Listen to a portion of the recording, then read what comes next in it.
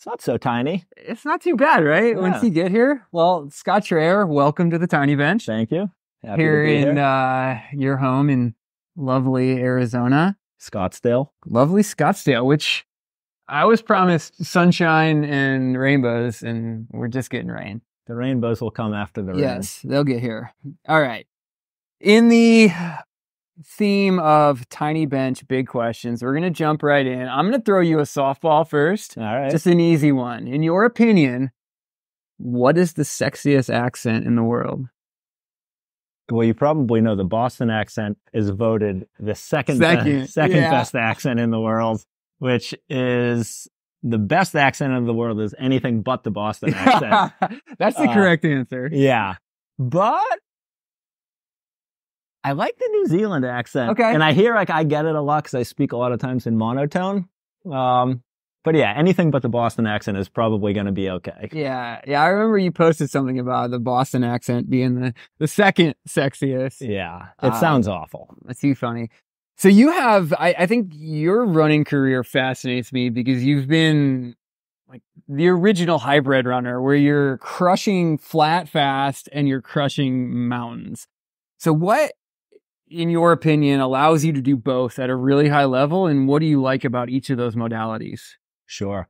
It took me a while to figure out what about running do I love? And I think what I love about running is movement and rhythm.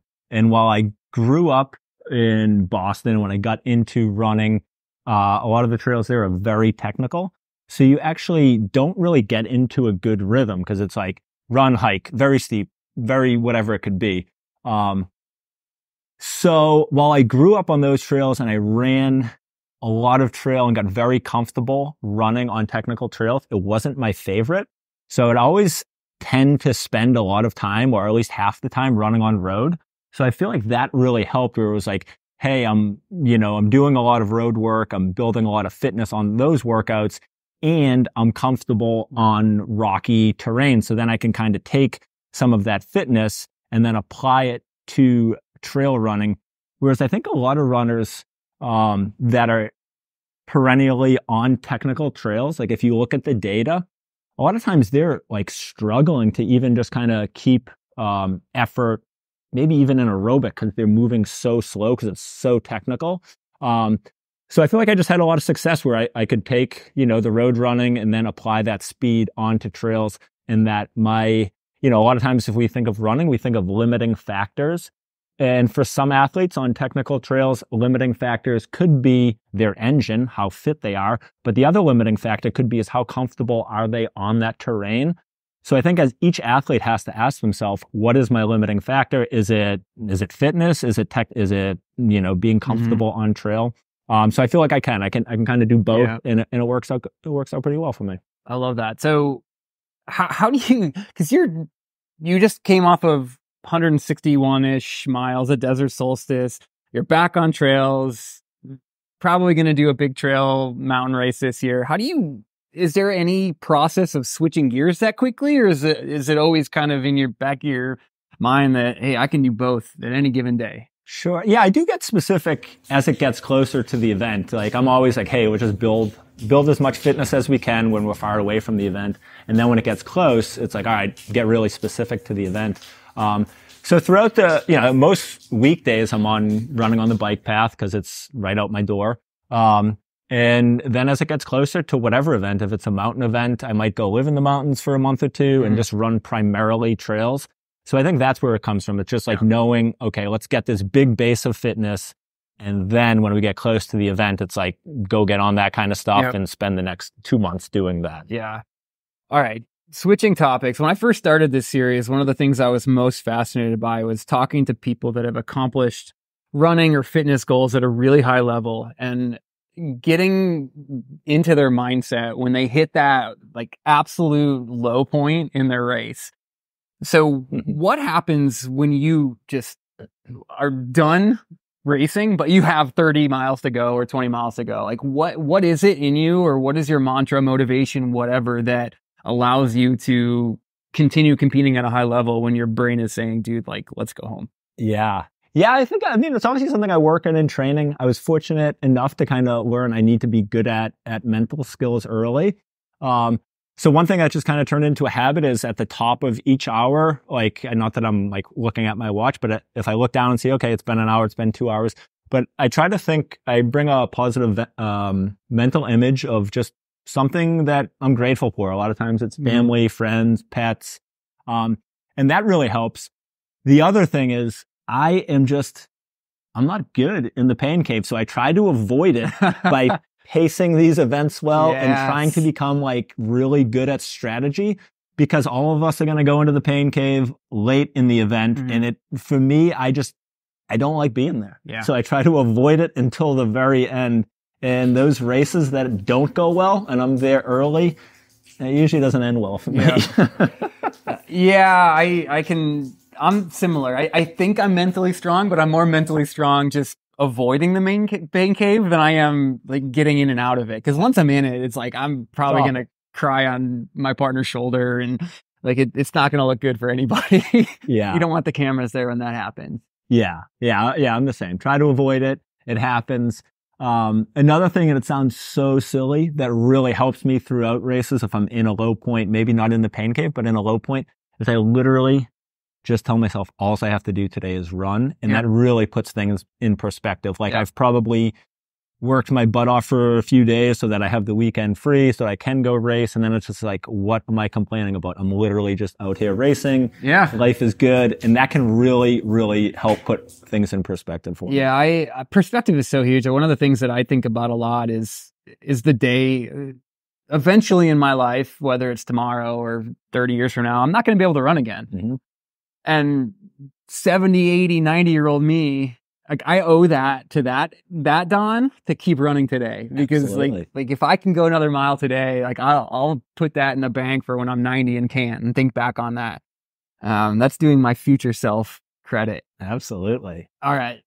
On to some fun stuff. You've developed this like, I don't know, personality in ultra running where you've got the white shirt, like the internet's blowing up on croissants. Like you're just this unique personality. So let's start with the white shirt. When you explained it at one point about where the white shirt came from, like it's not just a goofy thing. It has a ton of like reasoning and science, or maybe not science, but data behind it. So how did you come about starting to race in this white button-up shirt? Sure. So the white shirt was originally bought at a Salvation Army, like a Goodwill store, back in the early 2000s. And I was in Boston at the time, and I was spending a lot of time traveling, going to locations with a lot of beaches, and I was going to a lot of music festivals. Short to say, I was out in the sun for long periods of time, and I just wanted, like, I bought this like very thin $1 white shirt at Salvation Army. And that was its purpose. It's like, okay, if I'm going to the beach or if I'm going to be at a music festival in the sun all day, I can wear this. It feels like nothing and I'm not getting a sunburn. So it sat in the closet for a while. At that point, I wasn't really much of a runner. And when I got into running in and around the Boston area, just a few guys that I was with like wore button-down shirts while running. And I don't know, I was like, all right, whatever. So I started wearing it, and I had it since then, and I would wear it occasionally training in hot and sunny conditions for the same reason. Like, I just don't want to get a sunburn. It's got great coverage. And then moving to Arizona, it was like getting ready for Western states. It was like, obviously everyone knows that's a really, really hot race. And in hot, dry climates, we try to keep our clothes very wet when racing for evaporative cooling. So I figured that was going to be the shirt I wanted to wear. And I figured, all right, like as a coach, I'm always saying test everything, test whatever you're going to do. So during that buildup, I actually, I would run for an hour and I would go back to my car. I would soak the shirt. I would put on my ice bandana, and then I would go, for the next loop for an hour. It's 110 degrees here in Phoenix. And I realized that shirt with the ice bandana dripping on it was actually staying wet for close to 45 minutes, whereas the new tech material from, your running shop was actually only staying wet for close to 15 minutes. Yep. So 45 minutes versus 15 minutes is a huge amount of time, especially when you're going in between aid stations. So it has the sun protection. It's very light, so a breeze comes through, And if you need a shirt to stay wet, it stays wet. I mean, it's literally the perfect shirt. So what started as a beach festival shirt has turned into me as just the best running gear I could ever ask for. Is this the same shirt from Salvation Army? Same shirt. It now has some stains from a few falls at Western States, and everyone's like, you got to get a new one. So Callie's actually got me a new one from Salvation Army. And it's very thin and I like it, but it's still the backup. It's not the shirt. Do you even know what brand it is? Shout out to whatever that brand is. Your original sponsor. Yeah. I have taken a look at it and it says it's single needle threading. I don't know, it's not like a name brand that you and I would know. It was some some button-up shirt brand from, I don't know, 30 years ago. But I can't think of the name off the top of my head. How many miles do you think you've run on that shirt? Oof. Probably, it's a good amount because it's I wear it every week here because it's sunny. So even people see me here, running on the road or running, and I'm wearing that shirt. And it's definitely become my race shirt just because I'd worn it in a few races earlier in my career. I'd worn it at Desert Solstice. I'd worn it at another hut race. And then it was just where I got I got the golden ticket at Black Canyon. I was wearing that shirt and it kind of just I don't know. It just kind of, I don't want to say it became, I don't want to say a good luck shirt by the means, but it also was a shirt people knew me by, and it was my shirt. So I was that shirt is going to stay in the rotation until it's no longer a shirt. Like when Batman puts his mask on, right? Exactly. That is. Yeah, you put on that shirt, you become a new character. Yes, I love that. And then the bedazzled elements have entered since Callie has come into the fold, right? That's something she brought? No, that was actually something I brought. So before that Black Canyon, 6 days before that, we were at a music festival. Yep. And I put on those bedazzles on my hat going to the festival. We stayed up all night. We didn't go to sleep. And this was 5 or 6 days before Black Canyon. So not a smart move race-wise, but we stayed up all night. We partied. And then I figured, all right, we had a great time. It was actually our first official date was at this festival. We camped at. And I said, you know what? I'm going to bring the bedazzles to Black Canyon and see what happens. And it was a success. So now it's the bedazzles stay. I remember watching that live feed and I recognized the name Scott Traer at that point. And I was like, and even the announcers were like, yeah, this guy knows the trails really well, but he's kind of he's not a contender. Sure. He'll wash up. And I'm like, dude, that guy is wearing a white button up and bedazzles. He is up there to stay. He is going to own this trail. And, obviously the rest is history there. Yeah, it was funny. My friend, Dylan Harris was doing a film for Aravaipa, which I was later in. But when he was getting ready for that film, I actually wasn't meant to be in it. It was only supposed to be Lottie and, oh man, I'm drawing a blank. Anyway, so I wasn't supposed to be in that film. Yeah. And Dylan had asked me, who do you think's going to get a golden ticket here? So I gave him a few names and I said, well, don't forget about Scott Traer. And he kind of chuckled. And now it's actually, it's a little funny thing that we go back and forth on. He's like, I remember you said that. So yeah, I figured I had a chance and I knew I would need luck. There was some faster athletes there than me. So I was like, if I have my best day and maybe some other athletes don't have their best day, I could definitely sneak in there. And I think that's what happened. But that's the beauty of ultra running, right? You can go out there and as long as you're doing your thing, anything can happen. You don't know what's going to happen at the front of the pack, the back of the pack, middle of the pack, whatever. Just do your thing and that's all you can do, right? Yeah. My race strategy is somehow be in the mix late. Yeah. And when you're in the mix late, anything can happen. So it's just don't make mistakes, get in the mix late, and then just wait for shit to happen. Yep. I have 2 more questions. One is, how many calories in croissants do you think you consumed at Desert Solstice this year? And I know you know the exact number probably. We have 5.5 times 300. So it's 1650. 1650. Yeah. I had 11 croissants. They were cut in half. They were 300 calories per croissant. I had 11 pieces. Yes. So 5.5 croissants, 300 calories each. It worked out good. I love that. Yeah, I literally ate. The only thing I ate the first 11 hours was croissants, and I would have Scratch hydration mix. And then it was like, all right, I don't think I can eat any more croissants.